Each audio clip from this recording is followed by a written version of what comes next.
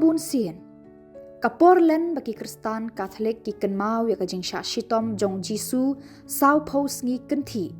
Ki pait runget Musalman ru ki rakhe ya ka ayom Ramadan hakani kapor. Hauni usnam hajar arpun riu ki pait Kristan bat ki pait runget Musalman. Kilaya lumlang krui haka jingelang Habat Shahi Mosque Lahore Pakistan da ka ju ka jingmut banduwai kerpang na kebenta ka jingsuk hapdeng kari Pakistan bat Afghanistan.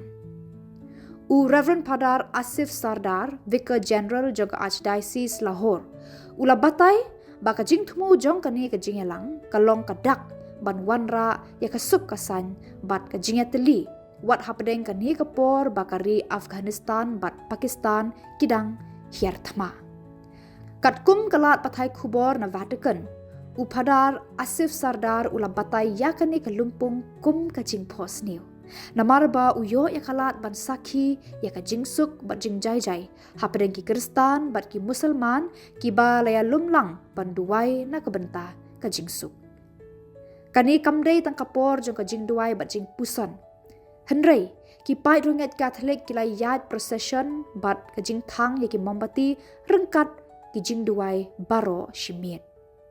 Ki reuniam ki pait runget jong ka Saint Pio of Petril Sina bat ki wei pat ki dekot jong ka balang kila duwai ru ya ka lenti ding pena.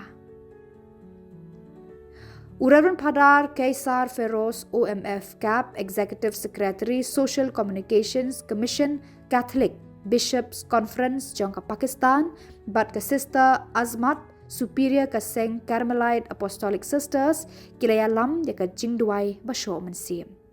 Upadar Feroz ula banjur baka kubor kalong kabasai hadu kata-kata bat kata kalong ki penramjur ya ka jingya kajia bat ka jing hiar thma jong kini ki arteli ki ri bat bakin ya kran da ka jing sngo thu da ka khtien ka bajai jai khnang baka jing suk kan sensyar biang.